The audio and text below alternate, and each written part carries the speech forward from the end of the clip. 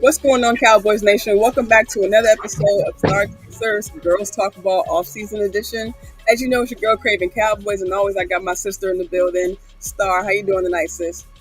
What's up? What's up, Mickey? What's up, everybody in the chat? Glad to be here for another episode of StarChasers Girls Talk Ball.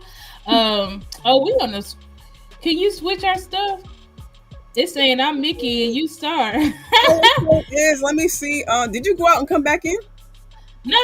I've been in the same place. But anyway, what's up, guys? What's up to everybody in the chat? Do have a switch?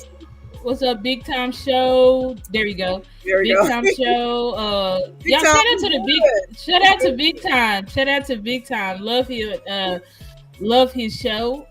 Y'all subscribe to the Big Time Show. If y'all haven't, he's a great Dallas Cowboys content creator. He's an OG Dallas Cowboys content creator. I hope to one day be able to do work with him. What's up, Eastside, Jameson?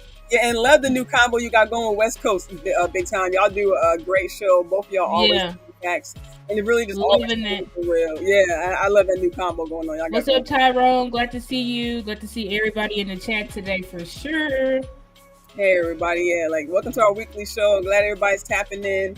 Like she said, before we get started, hit the like button, hit the share button. If you listen out on Twitter, Stars over 1,000 followers on Twitter. Listen up, y'all. Listen up, y'all. I don't know if y'all heard these past few weeks, these past few months, you guys gotta listen. Look, y'all, if y'all hit subscribe button, a simple tap on the subscribe button will have my girl monetized. All right, please give my sister there. She's right. She's literally there, y'all. Just gotta hit just one button, y'all. Just do her, please, y'all. We both. I'm trying. I'm doing the best. I'm trying. So is Mickey. Mickey been killing it. Her last video went viral, almost damn near 2,000 plus views, crazy amount of likes. It's but help her by all them 2,000 people. Why didn't y'all subscribe to her YouTube channel? She'll be monetized by now. Stop watching our content for free and just subscribe. It's just a free click of a button. Please help us out. Yes, y'all. We putting in time. I'm saying just like every other content creator, they're putting in time. We trying to hump y'all. It's quote unquote the off season, but it's summertime, when you go on vacation, stuff like that. But we still putting in the work. Like Star said, wearing multiple hats is not easy at all. We're not asking for too much, even if you don't mind. Wink, wink. Hitting the cash apps down here at the bottom. I'm saying if you don't want to do that, hit the like button, hit the subscribe button, and help us out for free, y'all. It's free 99, like they like to say in the advertising. Exactly, it's free 99. Help us out. It don't take nothing to like the video, nothing to share, nothing to subscribe. So please help us. Please help us grow our channels. Like we said, we're trying to be consistent. We're trying to pump this content out to y'all. Yes. So please reward us by doing something for free that takes a couple of seconds and help us, please. Yes, please. But yeah, I'm gonna go ahead and get it started for you guys. You guys know the news continues to come out. Thank goodness. No complaints over here. We definitely love the constant outpour and honestly, just in my opinion, the constant activity coming from the Cowboys. Mm-hmm. This time in the season, as far as as every other Cowboys fan knows out there, that they are definitely quiet in any kind of period of the year that starts with free agent or agency or anything that according to Stephen Jones, it's 365 a year, but they like to kind of stay mum on those kind of parts. So it's good to see them, whether it's USFL or UFL now with the mergers of the two leagues coming together, but whether it's UFL, free agency, guys on other practice squads, I'm just glad to see the activity. How you feeling about this? Before we jump too deep into the players, how do you like seeing activity from our team? I mean, I'm definitely liking the fact that we are looking at players from the spring league, obviously UFL, right? I don't know if y'all know. Thank you, Sugar Daddy. Appreciate that. Thank you. But Will McClay recently has been looking at the spring league to bring in talent. Some of that talent is Cavante Turpin. Some of that talent is Brandon Aubrey. These are Pro Bowl, all pro players. Right. Well, shout out to Brandon Aubrey coming in. Right. Record breaker, led the league in points last year. Will is cooking. That's why I said on thumbnails. Will McClay cooking? Yes, he is. He is cooking because he did bring us in for I think it was 4 guys from the UFL. And if I could bring it up, I could show it to y'all on the screen. Oh, you got it? You gonna bring it up? Okay. Yeah, I got it. Shout out to Nick Harris. Nick Harris on Cowboys.com. Yeah, he stays. He stays with the great content. So y'all please go give him a follow. Hey, David. Okay, what's up, David? That's my guy. What's up, David? Thank you. Mickey, you got to take the let me get this take our background off. But here y'all go. So this is shout out to Nick Harris. Y'all can see his handle there. So y'all can follow him, Nick Harris DC. Again, he is a Dallas Cowboys insider, works for DallasCowboys.com. But here is a list of players. Well, make sure you guys check out. He writes. Exactly what Mickey said. He writes amazing articles.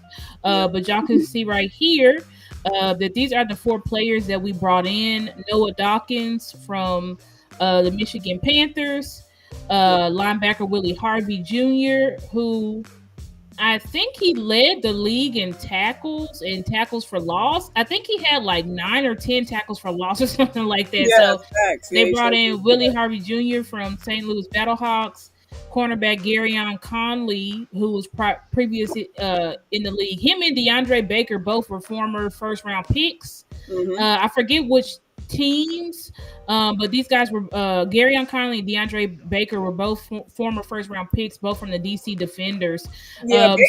Baker actually was with the Giants in 2019. Giants. Okay. And Conley was with he actually I think he was with the Raiders and the Texans. I remember looking up some highlights. Okay, yeah. Highlights.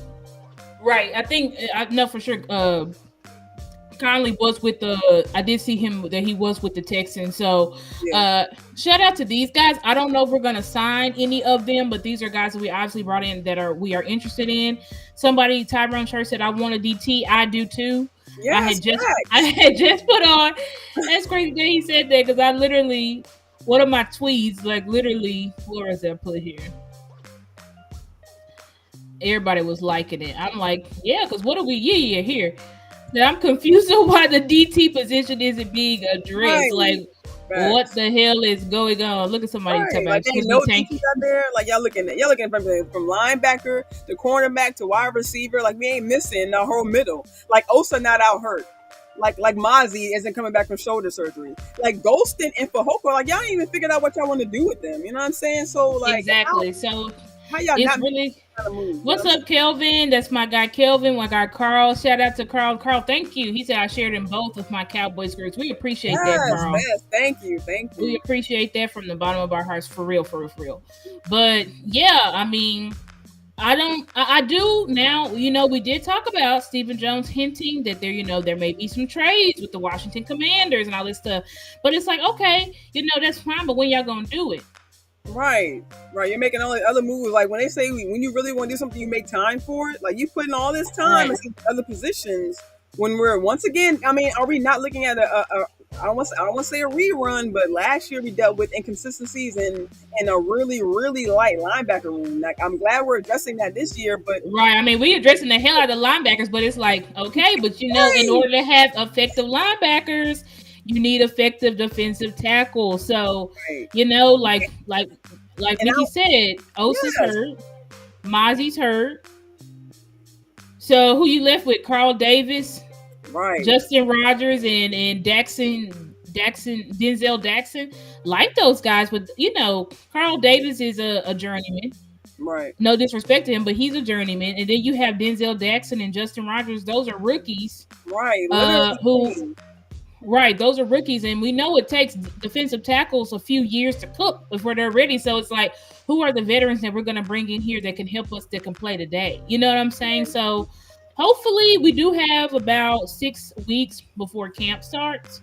Yeah. So hopefully, during this time, we sign some more guys. Hopefully we sign our guys. Like maybe we can get Speedy's contract done. Like we got 6 weeks. Stephen and Jerry to get that contract done. I know everybody was saying, "Oh, we're waiting on Justin Jefferson."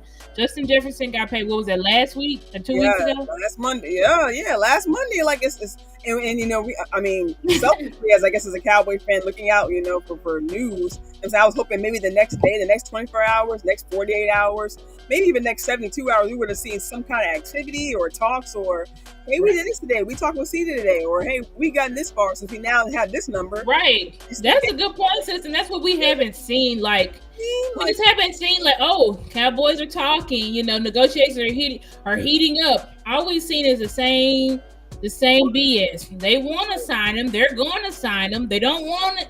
They don't want any of these players to hit free agency. A blue. But we're not seeing. Right. It just seems any action. Cowboys are just addressing things that and I don't know. Like maybe it's just me, but we see this I think we see this in several offseason where the Cowboys seem to address everything in the room, but the problem. I'm saying they trying to make all this hoopla and make all this. Oh, we're in the media. Oh, you see us over here. We see us over here. When we still have this huge problem. And of course, now I guess like I mentioned earlier, this year's DT, and that's always been. That's been a problem when we've had DTs. When we thought we had the depth in the room, we thought we had even stars at the position, and now because I didn't even know. At first they were. I don't know if they were hiding it, quote unquote, but we didn't see Osa out there, not knowing what was going on, and now knowing that he's dealing with something with his hip. It's like, come on, like we were already kind of knocked down off our peg, seeing Hankins go over to a whole other team, and now we have to deal with. Our guy going to, I think it was third, fourth year, who was a prime starter, a great starter who made a mauler, and that he didn't have he kind of leveled out, later in the year last year, but just seeing a guy who, like we talked about last year, someone who's really progressed every year. We've seen Osa make a step damn near every year. I'm saying just being a pillar really of that D line. So just number one, we kind of complained when he didn't have any help. So now to see him kind of go down with hopefully not a big injury, but just something that he's dealing with, whether it's a light sprain or whatever it is. Hopefully it's something he can come back with. And they have said it's more precautionary, and they had that. They kind of said of other players too, where they're just following timelines, according to whatever injury they have. So hopefully it is more precautionary than anything, but. They gotta start addressing these problems, and before it has an effect. It's already having an effect. Whether we're in the season or not, it's already having an effect. But you have to solve this problem before we touch the season, because if you wait, whoever you bring in has to get chemistry with the room, has to learn the scheme, and we already going in with a new coach. Like it's right. A conundrum, sis. So it's just like exactly. And shout out to Boss Cowboy, who's our investigator in the content community, and he did do a show where Steven said that he's looking to bring in all these big bodies and stuff. He said before camp. So there should be some unless Steven Jones was lying, which Steven's not really the liar. That's more so Jerry, who kind of lies and spins narratives and does that type of stuff, because Jerry, he's a smooth talker, Right. But Stephen Jones is usually straightforward. So unless Stephen Jones is lying, there should be some transactions that go on in these next 6 weeks before training camp. Yes, so y'all know we definitely gonna be, whatever we do, we're gonna be reporting it to y'all and talking about it. So hopefully these are issues that can get addressed ASAP. So that, like you said, sis, like we need them in camp. We need them in camp. What I'm saying? Like building the camaraderie, building the chemistry, learning the ins and outs of the defense or the offense. Like we need you guys in camp. Not going to do us any good to bring you in really after. Unless you're like that dude, you know what I'm saying? Like unless you're like Hankins or someone who's been part of the offensive program, someone who doesn't actually need to go through one. But yes, it's like for them to be lacking, to have no movement, at least in that department, like it's a little. I don't like using the word scary, but for you guys to address the elephant in the room, literally the elephant, a huge problem. Like it's a little. It's a little shaky for me. You know what I'm saying? It's a little shaky, and we're not gonna be what's up, Keystone? That's my guy. And Daddy Yoda. I appreciate you, Daddy Yoda. He encouraged me the other day in my comment. He said, "Don't give up, Star. Keep going. We love your content. I watch it all the time." I said, "Okay, I'm not gonna give up." But never do that, sis. Yeah, we love watching your stuff. It's just like this. we're gonna be a little bit on edge about it until they address it. Yeah, so, like Carl said, like we mentioned earlier, like them having defensive ends going back and forth, and that's something I want. Like bring in a guy who specializes, or whose position is a defensive tackle, and have them play that position. Like we kind of see that on the offensive side. Well, we're seeing player flexibility, and they're putting guys where they want them at, and then seeing how it's working out. But I want them to bring in a guy who specializes in defensive tackle, who specializes in being a one tech, and like someone mentioned earlier, let me see, like Carl mentioned earlier, excuse my language, but yes, a fat ass one tech. I'm with it. Like we need some big bodies. Like sometimes just being that refrigerator in the middle of the field can be intimidating. Like you don't know for right now who you're going to be going up against. So if you're going possibly up against a rookie center, or even a rookie guard, or a guard in maybe a first or second year, just having that big body can be intimidating. So that can be a one up on the offensive side. So just bringing in those big bodies, like we have on the offensive side. We had those tall guys. We're bringing in those physical guys. A Cooper Beebe, that's so in itself. Bring in a Cooper Beebe on the defensive side, please. Like right, big body on that side. You know what I mean? Exactly. Absolutely. We definitely need a big body on the other side. Like I said, the only way that I would feel comfortable bringing in a guy after training camp, because you do have before the trade deadline, right, which is after the season starts, to perfect your roster, but you don't want to wait to the trade deadline if you can do something now. Yeah, you understand what I'm saying? Like trade deadline that's pretty much your last push, your last desperate move to say, okay, this is what I feel like I can utilize to help my team get over the hump and push us to a Super Bowl. Right. But if we can handle those issues beforehand, like let's go ahead and handle it now. Let's get these guys in training camp. Let's get these guys in shape. Because when you bring someone in, after the trade deadline, especially if they just come off the couch, it takes about 2 weeks to get the players like acclimated and stuff like that. So I personally would prefer a player if we are going to trade for a player after the season starts, I need it to be like Jonathan Allen caliber. You know what I'm saying? I need it to be top dog caliber. Otherwise, I'm just like, or like a specialist, like you said, when we brought in Jonathan Hankins at the trade deadline a few years ago, somebody who can come in and help us right now. Right. And they didn't need. But he was playing too.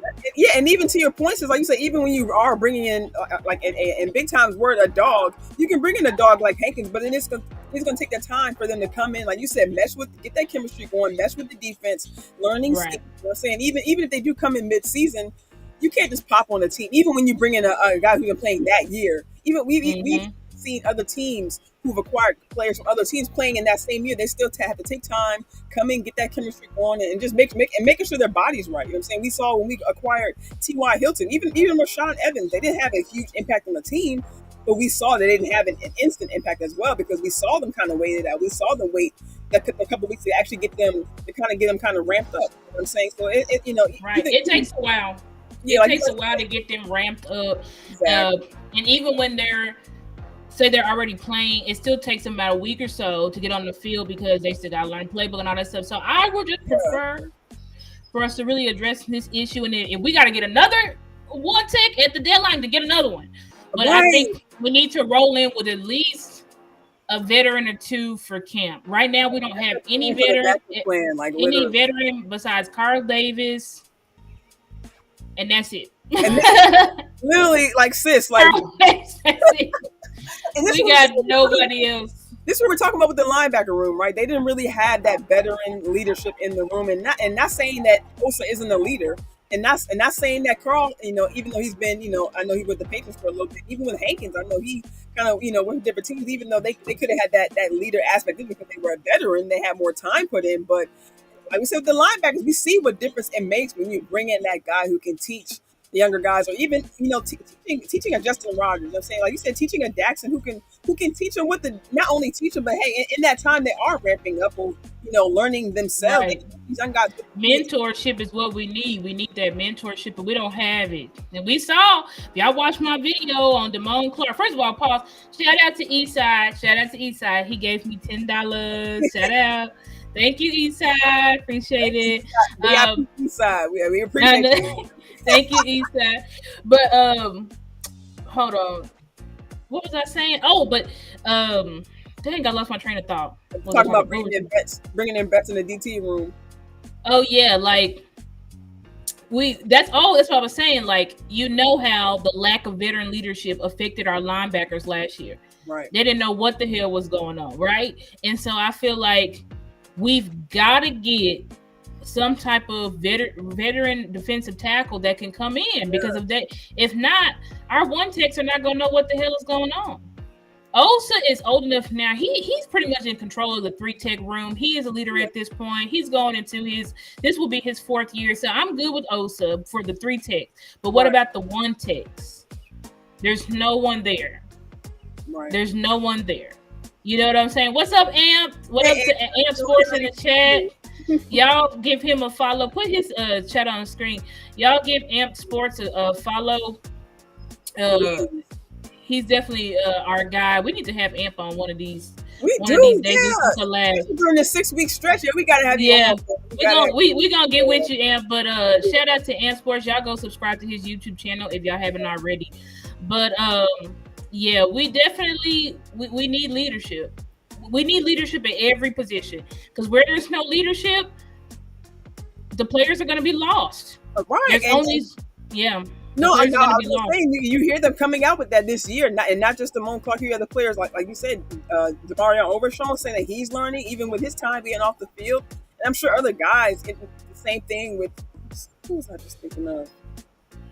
Jordan Lewis. Even being a vet, even these older players are still saying that they're learning from a coach like Zimmer. Even like you said, excuse me, a bug, y'all. It's one thing when you hear a young player say that they're learning from a coach. They're supposed to do that, right? It's the rookie year.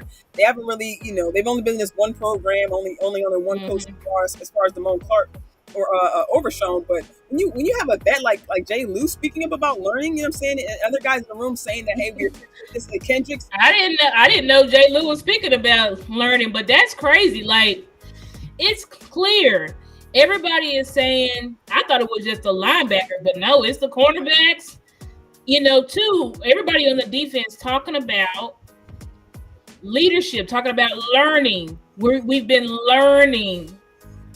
They wasn't saying that with the previous regime. That's all I'm saying. Like, and the fact that they're like, we actually know what's going on, that means they didn't know what was going on in the previous regime. They wasn't learning.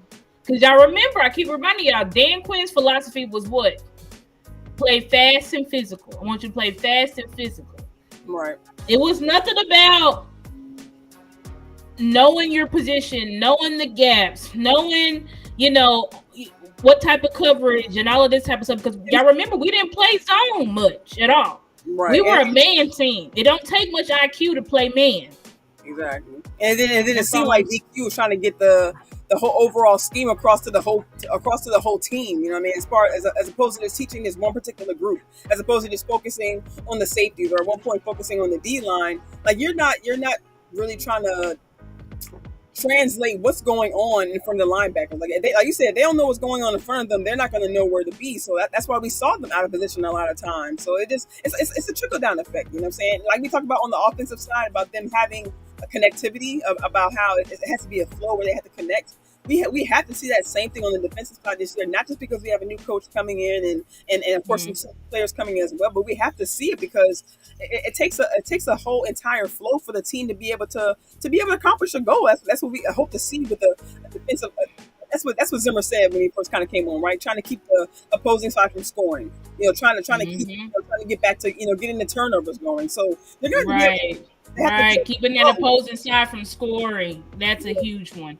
Because you see, we weren't focused on Dan Quinn's defense was, I don't know if y'all know this term, but they call it a bend, don't break defense. That's why you would see teams would always move the ball on us, right? But then we would squeeze them in the red zone to where they could only get 3, or sometimes we would stop them. We would stop them completely, right? And which would lead to a turnover on downs. But Zimmer is like, nah, bro, we not no big. Zimmer's philosophy is not bent on break. Our goal is to stop the points, stop the yardage. That's our goal. Because see, Dan Quinn didn't care about that because his focus, excuse me, y'all, his focus was on turnovers. Right. Zim is like, we like turnovers. Of course, we want to get turnovers, but that's not the focus of my defense. My defense's focus is to play discipline, right? To do your job so that everybody else can do their jobs. Yep. That's what his defense is about. To not be giving up yards and points. Because, like I said, Dan Quinn wasn't too concerned about that, but Zim for sure is. And we saw in the big games, especially this past season, when it came to the big games, our defense couldn't stop anything. They couldn't stop anything. We just got blown out to smithereens. And that's no way to live. And you will find yourself in the big games. Oh, man, we could just get a turnover. We cannot live our lives hoping for a turnover. And those were, I ain't gonna lie, those are hard times. Like you say, it got to the point where you were wishing for a turnover. He's like go ahead. Yeah. Get the interception. Like we just need a turnover. We could just get a turnover. Like, bro, this is these other teams. I'm sorry. Go ahead. No, go ahead. I was gonna say, like you as a team, you can't live off special plays. You have to live like we talked about earlier. You have to live off the fundamentals. You got to live off the techniques. Right. You heard what she said? Say it again. What she say? We have to live off what? You have to live off the techniques of the game, the fundamentals of the game. Just like Zimmer is trying to come in here, like not saying the defense forgot about the fundamentals or the main point of the game, but we saw a lot of hero ball, y'all. We saw a lot of them going for the sack. We saw a lot of hero ball. And no slight to him, but we saw even after a little bit, we saw Diggs trying to go for the interception. We saw him biting a lot. So and that's something like I said, talking about the vets, like not just the young guys can come in here and learn something. The vets can learn something as well, like just perfecting their game.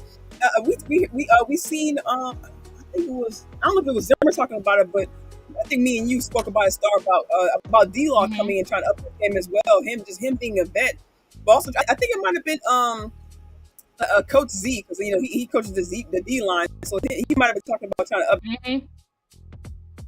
D line, make sure it was either Coach Z or it's either Coach Z or Greg Ellis.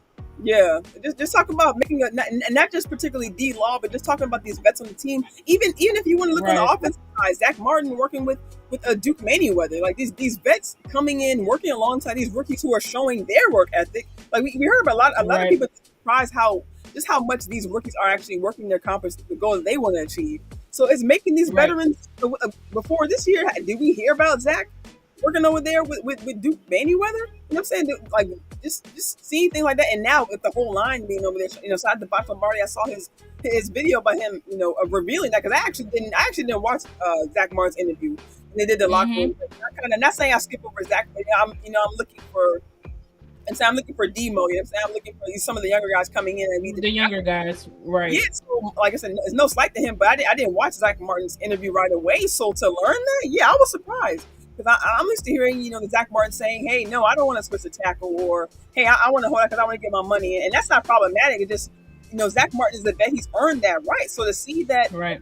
Like I said, my whole point is just seeing a vet willing to step up and try to perfect their game, and not just rest on their laurels, not just rest on, oh, this is my spot, not just saying, oh, I'm gonna have this spot, not saying he's worried about the guys behind him, because his spot is solidified, but just willing to be able to step up and say, hey, I want to perfect this, I want to do this for my game, I want to I want to have the chip on my shoulder, I want to go into the season playing for a reason. I'm saying? I don't want to just coach.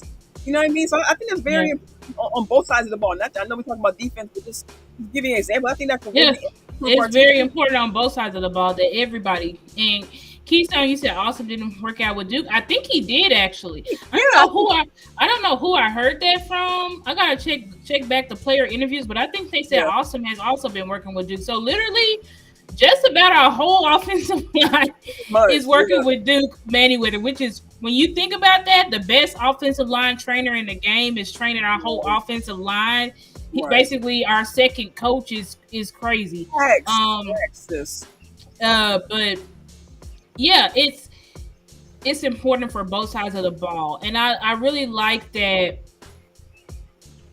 Zim and them, they could have said with D-Law, what do you teach a guy like D-Law? You can't teach him anything. But they're like, no, we're going to help him. We're going to help him refine his technique. Because guess what? You can always be getting better. It doesn't matter how long you've been in the league. Right. You can always be getting better. Even when your body starts to fail, a lot of older players can win. Why? Because of the technique, right? They can't move the same as they did 4 or 5 years ago, but their technique still makes them supreme. Their technique still makes them superior, you know what I'm saying, right, to other guys who may be quicker than them.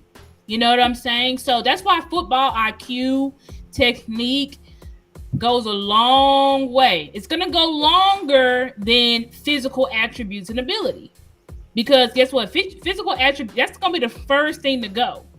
Right? Your physical attributes, how fast you can run, how quick you can do this, but it's like if you have the football IQ, that can keep you in the game a lot way longer. Am said Kobe talked about that same point later in his career. Yeah. Because you can't move the same. You're not going to. Your body's going to regress physically. But if you have the IQ, your career can last way longer. So I'm glad that now we have a defensive coordinator that clearly that's a focus. And shout out to Boss Cowboy and Law and the OC yesterday who interviewed Jermichael Finley, because he was also talking about how Mike McCarthy is like that. Mike McCarthy, and stuff that we hear that Mike McCarthy does, all of these installs and walkthroughs and stuff. Jermichael Finley, I don't know if many people caught on to it, but that's something unique to Mike McCarthy. He's like, that's what, like, not everybody, all the coaches and stuff don't do that.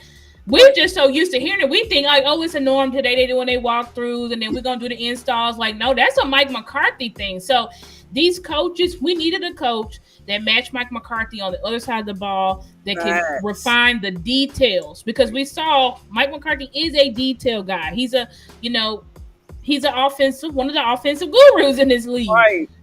But clearly the details, the discipline was not getting hounded on the other side of the ball. And you could clearly see that. You could clearly see that in the biggest moments. Right. Now, when we blowing everybody out, you couldn't see it, right? You couldn't see it. But when we weren't blowing everybody out and they had to be lined up and play football, it was a difficult. Difficult. And maybe it's just me, but kind of on the personal side, like I don't know how many, when DQ was here, I'm not sure how many times I've seen, and maybe in the picture together, how many times Mike McCarthy and DQ were photographed together, or doing press conferences together, or kind of bouncing off of each other, making jokes and this, that, and third. I'm like, I know they they worked together before, faced each other before, so I'm sure they had that camaraderie, but also that kind of like button heads, playing the same position, of course. But just seeing, just like I said, just seeing their opening interviews, in this offseason, this past few weeks, and when they first started coming out with interviews, just kind of see how they kind of vibe well. And I know the season hasn't started yet. I'm just talking early, y'all. It's offseason. That's what we do. But just seeing how they kind of bounce off each other, making jokes. Hey, nah, man, this your press conference. I ain't talking. You talking like. They already have the kind of like personality with each other. That like, personality, right. It does seem what I like. Last week, just having that personal connection can also help on the field. If you're close, like personally, they can also work well with each other when they actually get in that football atmosphere. Right. I think, and remember, Mike McCarthy brought Zim in because of his age, because of he felt like they needed to go back to that old school mentality. Because Dan Quinn, Mr. backwards hat, I'm wearing Jordans and all of this stuff, that's cute and that's fun. Right. But is that what these players need? Is that what this defense needs? Because the way that Dan Quinn was, it didn't work for the type of players that we have in the big moments. Right. They didn't have that edge. It was just like the players just kind of had that mindset. If things aren't going to go our way immediately, we give up. Wanye Thomas said it. He put the whole defense on blast. Yeah, so did. He said it was after one play in the first quarter. We just kind of gave up. Like, right, and it's a reflection of we can visually see it. It's a whole nother thing when the fans can see how you're acting on the field and can call it out and just knows that you're not making the same effort. And like you said, sis, like Britt happened in the first quarter. That translates to the whole game. No matter if you make adjustments or not. Once the mentality is gone, like you're not bringing forth the right. You're done. You're cooked. And the fact that like Dan Quinn. That's what I said. Dan Quinn was checked out because it wasn't even bothering him that his defense looked like ass. Right. It wasn't even bothering him. Like you didn't see Dan Quinn like slamming stuff. You just like you was just sitting there shooting the breeze. You know what I'm saying? And I'm sure playoff game. Like what is going on? I mean, not DQ, but where McCarthy would probably appreciate, and I'm sure before then, but I'm sure throughout the season, I just feel like McCarthy would appreciate maybe his defensive coordinator being down there on the sideline with him. You know what I'm saying? I'm not yeah, I think McCarthy definitely gonna, because as Zim said, he said I want to get my hands on these players. If I need to make an adjustment, I need to get an adjustment quickly. You know what I'm saying? And what might McCarthy look like? You know, hollering at the defense coming off the field like, "Oh, you ain't doing exactly." It's like about Dak talking to Clark. He ain't got time for that. McCarthy ain't got time. Exactly. Exactly. Like that's exactly. That's on the defensive side of the ball. That needs to be handled by the defense, the defensive leaders, the defensive coaches. Right. And you had Al Harris and stuff like that on the sideline, but Al Harris didn't even know what to do. Right. And he's not going to change the whole scheme up, from under Dan Quinn, even if he is on the sideline. So it's just that whole thing was a conundrum. But like just kind of segueing into the cornerback room, as just because we brought in these two guys along with the linebackers as well, but just bringing in two former first round picks and Conley and Baker. We're just going to take a quick look at the cornerback room today, just because we know we have the start, the main three. We talked about last week with the safeties. I don't want to look at it as a wall because we have some damn good cornerbacks, y'all. So I'm glad we have DaRon Bland. The audio. Your audio, y'all? Wait, okay. I think I know what I did. All right, you there? Yeah, I can hear you. Okay, I'm trying to figure out my microphone. I kind of it's plugged up, but I'm not. You can hear me? Okay, it's probably through my earphone. Yeah, let us know if you can hear Star. I can hear you. Okay, I don't think it's through my microphone though. My microphone just kind of like tripped out on me for some reason. Oh snap, man! Oh well, it's all right. Let's keep going. Well, yeah, man. And so, Tyrone says Baker will be the fourth best quarterback on this team. I could definitely see Baker being the one to come off the bench. I mean, if you just take, if you take a look at our I'm gonna bring up the list right quick. But if you just take, as we both know, the cornerback room outside of those top three, you know what I'm saying? It's really not looking. I mean, granted, we do have our fifth round pick we brought in, and we do have, guys who have been here, of course, over the years. Nashawn Wright, you know what I'm saying? Guys like that, and Izzy as well. Like we can have some kind of confidence, in these guys, because we did see Izzy in the playoff game. We did see him, taking on Godwin. Like Godwin, at that point wasn't a slouch or anything like that. So seeing a young guy come in and make a statement in a playoff game, you know what I'm saying? That does say something. But and like like we always talk about, maybe it's because he doesn't have any kind of representation in the room, or this past season we were able to really see him at all. But we definitely, I mean, we already talked about, we have to see these guys this year because it's, a competitive room. And as we see, they're steadily bringing in more. I mean, we have to think about what's going through these guys' head. Like, these guys have been here for years, you know what I'm saying? And hopefully this will kind of instill something in them to maybe think to themselves, like, okay, what am I doing or what am I not doing that's causing these guys to continuously bring in more and more of my position. I'm saying, like I said, these guys have been here for 2, 3, maybe going on 4 years for guys like Nashawn Wright, Izzy. So it's just these guys definitely have to show something, or they definitely have to show. Yeah, this is definitely put up or shut up for a lot of these guys, and that's why I'm nervous for guys like Izzy, because I'm so ready to see Izzy on the field, but I'm like, will Zim like him? Will he actually get a spot? Because right now you have 2 spots locked up. Now, one thing I will say, I was talking to my brother the other day, and I said, you know what? I do think that we're probably going to have Diggs sit out for a couple of games before the season starts. Yeah. And if that happens, and if we're listening to the OTA notes, they said that our new corner, Kalen Carson, he's been playing primarily outside.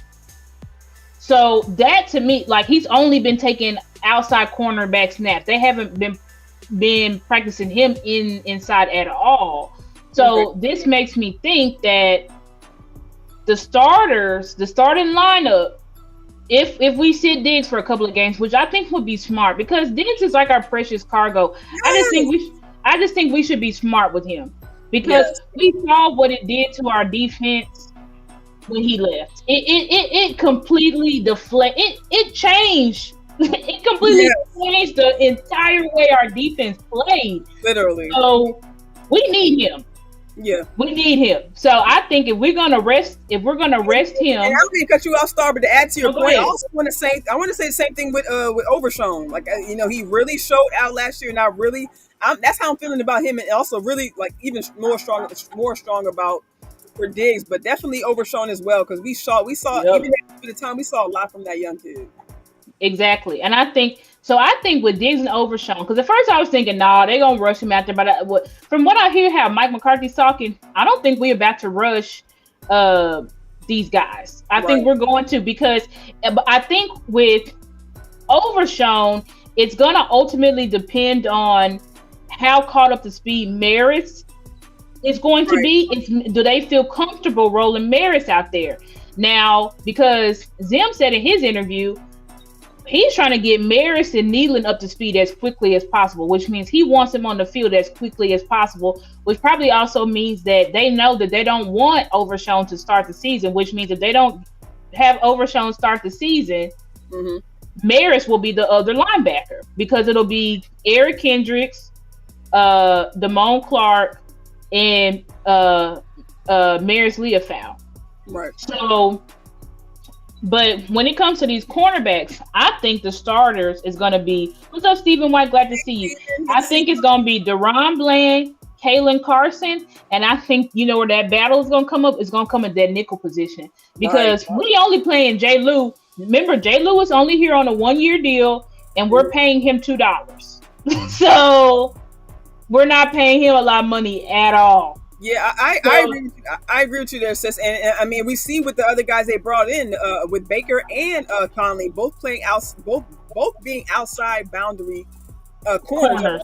You know what I'm saying? So just like you said, that position, and that's really what I love. Like I spoke about earlier, about them having action at this part of the season, not just at cornerback, but at linebacker as well. So just seeing that they're yes, granted, these are positions where, like you said, they're not going to be a starter. We're not looking for long-term answers, but we are looking to get these guys a rest, like a Demo, like a Diggs, and even hell, I mean, just in my opinion, if you're looking at John Stevens, we brought in a Brevin Spanford. We brought in Alec Holder. You know what I'm saying? So I think they're, maybe not completely learning all the lessons they should be learning, but I just like that the Cowboys are actually not trying. They learned from bringing Pollard back early. They learned from bringing, Gallup, and Steele. You know what I'm saying? So it's very Steele. We don't have to bring in stars or something like that, but we just see it. They're trying to shore up this depth to make sure they're not rushing their prime guys that they paid, like you said, like a Diggs, and Demo isn't paid yet, but they see the commodity they have, and they see this how precious that what John Stevens Jr. can bring to the position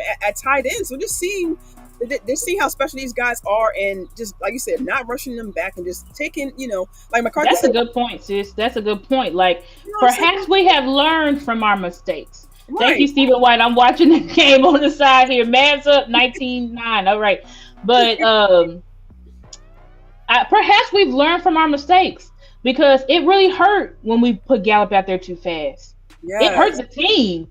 It hurt the team when we put Steele out there too fast. It hurt us. Like, you may say just because the player, he ready, he got cleared by the doctors, does not mean that he's ready. Facts. And I think the best, if we want to get, do we always see they got cleared, they got right put on the field as soon as they got cleared, sis, as soon as they did. Yep. Am said it can work as long as they don't play goofy favors. Exactly. The competition, now that they brought in these corners, because Tyron Church is saying Baker's only 25, former first round pick. Right. Outside corner. They obviously want competition with Kalen Carson at that position. Right. Because they don't want, he's a rookie. You know what I'm saying? Baker's going to be looking for a resurgence. He just got out of the UFL, but he was drafted in the first round in the NFL. Exactly. So Baker, if they end up signing Baker, which I don't know, but if they end up signing Baker, that's going to put a lot of pressure. And then for that nickelback spot, it should be an all-out competition between Jordan Lewis, Izzy McQuamu, Eric Scott Jr. Right. Who else? I guess Nashawn Wright, but Nashawn Wright's not an inside corner, so he's not gonna be playing. But so really the competition is gonna be Jordan Lewis, Izzy McQuamu, and Eric Scott Jr. Which who I think Wanye said Eric Scott Jr. is a baller. Then you had Al Harris say Eric Scott Jr. took a whole nother step. So we'll have to see, because remember, Eric Scott Jr. started off hot in camp last season, right? Remember, he started off hot, but then when we got the preseason, we was like, ooh, he's not looking good at all. So it took him a while to kind of get caught up. But and actually, like really low key, like. Not saying he's like one of my, top guys I'm looking forward to, but I'm definitely looking forward to see, like you mentioned, what Eric Scott can bring, because having a good camp and at this position that we're still looking for someone to be able to come up off the bench, even if we don't, like you say, if we don't have Diggs early, and he may have a chip on the shoulder himself. I mean, he came in with that 2023 class, and now all of a sudden you get another corner in the 5th round, and who pretty much they got in the 5th round because they jumped up to get Eric Scott. So a competition pretty much right in his face the next following year. So him coming on the shoulder, and like you just mentioned, Baker coming in, still being young, and even though he got drafted in the 1st round, he went to the Giants, y'all. So did he really have that much of a chance to really implement something, or like, hey, I was able to do this? No, like he had 1 year with the Giants, and had some other things happen off field, so other things that he went through, and like you said, having a resurgence year, or I don't know if he had a resurgence year, but coming back in the UFL, having another chance, and like you said, going to a team like the Cowboys, like even going through what we're going through, like the Cowboys is not the Giants, y'all. So like you said, just like the competition is definitely, like, of course, with towards the bottom of the roster. We're talking about the top 3, y'all, but if Diggs isn't ready, but just the competition at the bottom of the roster is, especially when it comes to special teams and like seeing how they can contribute as well. That's gonna be a big factor. Like you said, just these guys coming in with that similar mentality, like, hey, this spot is mine, or. And so we care about 3-4 guys, like we just mentioned, Kalen Carson, Eric Scott, Baker coming on, what I'm saying, from a year out at the league, what I'm saying. So, like you said, competition about to get real thick. Yeah, it's about to get real thick, and it seems like that's the theme. Like I said, that's the theme of. I've been saying this. Y'all heard it here first. Star said that's the theme of camp this year. Right. Competition, because it seems like they want a load of competition everywhere, especially on that defense, because they want the guys on the field to actually earn it. Right. They want the guys on the field to actually earn it. And for the previous years, we've said it here on this show. Those guys weren't earning spots. Those guys were sitting out. We had Jordan Lewis sitting out of preseason. We had everybody and their mama sitting out of preseason. Kick back, like for real, like in the sweat, like they're not competing. Exactly, and not just physically sitting out, but I'm sure it had something to do with them mentally. Because even Zach, like I mentioned earlier, with Zach Martin coming forward and saying he's working with Duke, also for him to come forward and say, "Hey, I didn't have my best season after sitting out." I'm saying that was big, Zach Martin, because it's like it seems like everybody is just locking in. You know what I'm saying? Locking in. That's not like just seeing vulnerability from some of these players, like just and being honest. Like you said, Star. Sometimes they're not exactly looking out for some of these questions. Like with Demo, I'm sure he didn't mean to answer what position he was going to be in and where Clark is going to come in, or these guys don't mean to give up, scheme or nothing like that. But these guys are, I think, coming in with a little bit more emotion this year because they know they have a chance. These guys are coming in knowing that they're going to be. They have a chance, right? They have a chance. Pressure is on. Like I said, nobody can just sit back. Oh, I got my contract. I'm good. No, ain't nobody good. Right. We don't even know you may not even be on this roster come September. So everybody has to max out. Because like you always mention, like some of these guys aren't Zimmer's guys. So even though we know his, what he's done before in the past as far as a scheme or the guys he got before, you don't know. He's coming into a new team, for a second time, coming to the Cowboys for a second time, but his new team, quote unquote, trying to do something different. Like you say, he's not trying to reinvent the wheel, but he wants success. So he's not going to come in with the same old. He's going to, like everyone's been pretty much saying, all the players have been saying that, and even some of the coaches have been saying, hey man, we're switching things up. We're coming back a little bit different this year. We may not see the thing that you guys may think that we're going to be doing. We even heard Kendrick saying it. So Zimmer coming in with maybe a different scheme. He may have some different guys in mind. So even though you may not be a Zimmer guy, he may still keep you around. And hey, if maybe you may think you're a Zimmer guy, you may think you have a soon enough star, but hey, like everyone just got to be on their exactly. Best. Everybody's got to be on their P's and Q's, and you're really gonna be able to tell who was staying focused during this 6 weeks. Facts. Because you got 6 weeks, and then you go to training camp, and training camp is a month long. Right. So, and it's like I said, like Mike McCarthy said, it's fast. You got to know where you left off. Right, exactly. Because when you get to camp, there's no more learning. The learning is done. When you get to camp, it's an all-out bloodbath and competition. Facts. Ain't no more asking. I mean, you can ask a question, but ain't no more asking questions. Ain't no more. What's this? Where I'm supposed to Once be camp starts, we're doing evaluations, and we're putting checks and X's next to people's names. Facts. So these players, if they really want a spot on this roster, like we said, they're gonna have to max out. They're gonna have to compete. You know what I'm saying? So it's like the cornerback room. Obviously, what's up, Niecy? Glad to see you. It's like obvious. It's like obviously that our all pros are going to be on the field, but that's about it. Our all pros and Pro Bowlers will be on the field. But everybody else, which is majority of the team, is not all pros and Pro Bowlers. Right. So everybody else, even though you may have talent and this and that, like, is that going to be enough? Right. Exactly. Like, you can't just... Because everybody got talent. Yeah. You can't just bring it physically. You have to bring it on the mental side as well. Because, like, McCarthy has mentioned it. Zimmer has mentioned it. They've had Solari has mentioned it. They've had these guys taking notes. They have you in the film room. So it's not just, I can get on the field. I can run this way. I can be here. I can be there where I'm supposed to be. But do you have the play down? You have the scheme down. You know what I'm saying? So it's just going to be more than just like you said, Star. It's going to be more than I've had this spot before. It's mine. Like no, like they're looking at everybody, giving everybody a fair shake, a fair shot at the position, and seeing what each guy can bring individually and how they can contribute to this team and make it better as a whole. Right.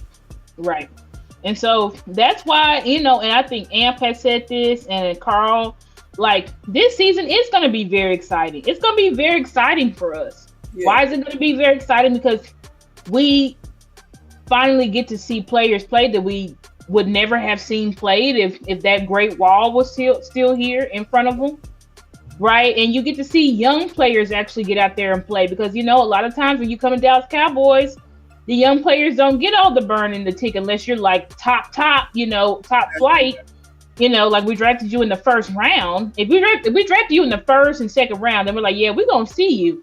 But it's like other positions, it just wasn't sure unless there was a hole in that position. So this is going to be an exciting season for us. And I like this season because everybody is out on us. You know what I'm saying? Everybody thinks we suck. Everybody thinks that we're not going to win. We will be lucky to win 9 games. And that's when the Dallas Cowboys play best. We play best when no one believes in us, when everybody thinks we're going to suck and we're really going to win and we'll be lucky to even make playoffs. That's when we show up and show out. Yeah. I feel your system, like you said, not just a different team and the way they play, but like because we bring in younger players who have that fire, but also bringing that like you always mention that different attitude. Even with the guys they brought in from UFL, seeing guys like Baker, or even just checking out some of the stats from Noah Dawkins, it was really Harvey. Seeing a guy who's not afraid to come to the line and make those hits, to step up and make those tackles, seeing guys in coverage, like we have to see that. We need that. And that's the identity of a Mike Zimmer linebacker. From Maris to the undrafted free agents to these guys that they're obviously looking at from the UFL. You know, they want players, they want linebackers that are flying downhill and hitting. Right. So someone like Damone Clark, who openly admitted, he said, hey, you know, I struggled last year because I was worried about my injury. Nice. So players like that, like Damone, this isn't a year where you can be really worried about your injury, dog, because we've got all of these linebackers behind you that aren't injured, that aren't going to be worried about injuries, that are going to be flying downhill. So it's like, if you want that starting position, you're going to have to play with reckless abandon like we saw your rookie year. Mm-hmm. You know, that's that. Like we're going to, our LBs make me drill. Yeah, and what's crazy is that last year linebackers was our weakness, but this year I think linebackers will be our strength. You can already tell with just how Eric Kendricks has taken them under his wing and how he's really leading them. You can already see the linebackers, they just feel more comfortable because they have somebody out there telling them, we're going left, we're going right, we're going forward. You know what I'm saying? Compared to when they didn't have... I know in your videos, you're always mentioning that all the players, every single one of them mentioned Kendrick's name. Every single one of them. That's true. Every single one. All the linebackers... EK, they call him EK, because he's the one who's really been leading them and showing them, because they didn't have any leaders last year. They literally did not know what the hell they were doing. Scott McCurley didn't know. Scott McCurley is learning this year from Paul Gunther. Yes. Paul Gunther is showing Scott McCurley, like, this is what they're supposed to be doing. This is how you teach them, because I don't think Scott McCurley had a clue of what to do last year. Right. I mean, it was clear the whole group was lost from game 1 to game 17. Well, from game 1 to playoffs. 18, right? So you can't sit here and tell me that Scott McCurley knew what he was doing when the whole group was lost. No, you didn't know what you was doing at all. Right. And shout out to Paul Gunther. I didn't know, like, just looking at some of the players they brought in. Conley, he was actually Conley's defensive coordinator for most of his career, he said. I don't know if that'd be an indicator that they bring him in or not, but I didn't know about that, but I know Paul was the one who went out and found Maris. Nice. So I didn't know that. Okay. Yeah, he went out and found Maris Leofow. So Paul is definitely he's going. I think bringing him in is a key. Yeah, he seems to have an impact. He's a key that's going to help unlock this defense. Yeah. For sure, he's a key that's going to help unlock the defense. I think he already is doing it. Yeah. And he's spending a lot of time with Micah. Spending a lot of time with Damone. Spending a lot of time with Demarion Overshown. Spending a lot of time with Maris Leofow. Obviously, he's the one who picked Maris. So I think he's gonna have these linebackers ready. It's basically like the same way it was with George Edwards. Scott McCurley was linebacker coach in name, but George Edwards was a real linebacker coach. Exactly. And that's how it's gonna be this year. Scott McCurley is linebacker coach in name, but Paul Gunther is going to be the real linebacker coach. Low key, right? Because we don't see him. We don't see Paul, but we like you mentioned with Clark bringing up his name and Micah Parsons as well. They both mentioned his name. So yeah, he said he's definitely been doing. He's been working wonders already. That's all I can say. It seems like he's been working wonders already. Right. For y'all, don't look for Zimmer's name to be mentioned. Look for these guys like Greg Ellis. Look for these guys like Paul Gunther. Greg Ellis, yep. To be mentioned. Greg Ellis has been helping. Well, if y'all see Sam Williams and them just off the chain with technique this year, or you see different types of technique with Micah, and you like, what the hell? Now we know Micah does his own individual training and stuff like that, so we know Micah is refining his technique on his own. But Greg Ellis, Micah said he spent a lot of time with Greg Ellis on one-on-one. So Greg Ellis is going to be that technician that's really helping refine the hands of our entire D-line.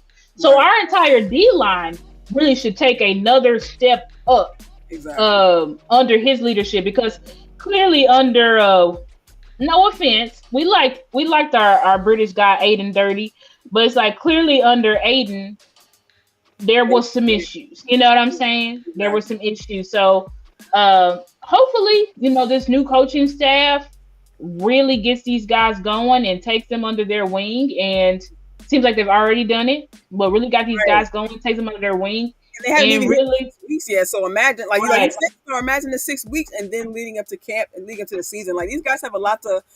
Of course, they have a lot to learn, but they have a lot of time to learn and to be able to amp up on their skills. What's up, West Coast in the building? What's good, fam? How you doing? We were just talking about you earlier when Big Time came through. What's up, West Coast? Glad to see you, brother. And I don't know if people know, but West Coast is the one who paired me and Mickey together. So we always got to shout out Big Brother West Coast, because he's the reason that StarChasers Girls Talk Ball even exists. Facts, yes. Like that's all on your shoulders, West Coast. Like we really appreciate you, fam. Like, legend in the building, y'all, for real. Absolute legend. Y'all follow Big Brother West Coast Cowboy if y'all not already. Y'all should already be following, but if y'all haven't followed him, please go give him a follow. Right, about 3-4 times a day, y'all. Like make sure you guys please. Exactly. But anyway, sis, I guess we can wrap it up. I do gotta go, but before we get out of here, guys, thank y'all for another amazing show. Thank you for all the content creators who came and shouted us out in the chat. I really appreciate y'all. Love y'all so much. Big Brother West, Amp, Big Time. Who else? I feel like somebody else came in here that I might have missed. Let me start the chat. But just thank you to everybody and all of our just loyal subscribers: Tyrone, Carl, Keystone, Nisi, Jameson, all of you guys, Eastside. Thank you guys so much. Kelvin, thank you guys so much for rocking with us in the chat and for being loyal supporters. That Yoda, thank you guys so much for supporting us and continuing to help us push our content out. Please like the video. Please share the video if y'all haven't. Please subscribe to Mickey and I's YouTube channel. Hers Cravin Cowboys, mine Stargazer Sports. Yes, and we love spending time with y'all. We love putting the work in. We really appreciate y'all. Shout out that, like I said, shout out to everybody in the building that came through, that hit the like, that hit the subscribe. Make sure you retweet us as well. If you're listening on X, retweet us and join us on the YouTube side. Come and subscribe. Yes, X. Join us on the YouTube side, please. Please help us out. Come on, X. Stop watching for free. Come on. I don't want to stop streaming the X, but I'm like, I might have to. And just post the links, because y'all tripping. You know what I'm saying? Yes. Like West Coast said, we need to get the 1K by kickoff, y'all. We're looking for that. That's a good goal. Thank you. See, that's a good goal. Just bless us again. Let's get the 1K by kickoff. Exactly. Help us, please. Yeah. We need to start that campaign. So that is facts. Yeah, we getting the 1K before what is it? September 8th, y'all. 1K by September 8th. Yep. Absolutely. Anyways, appreciate y'all. Thank y'all so much for coming through. We'll catch y'all next time. Pardon my dog, y'all. Sorry. He just We love y'all. We catch y'all next time. See y'all next week. Peace.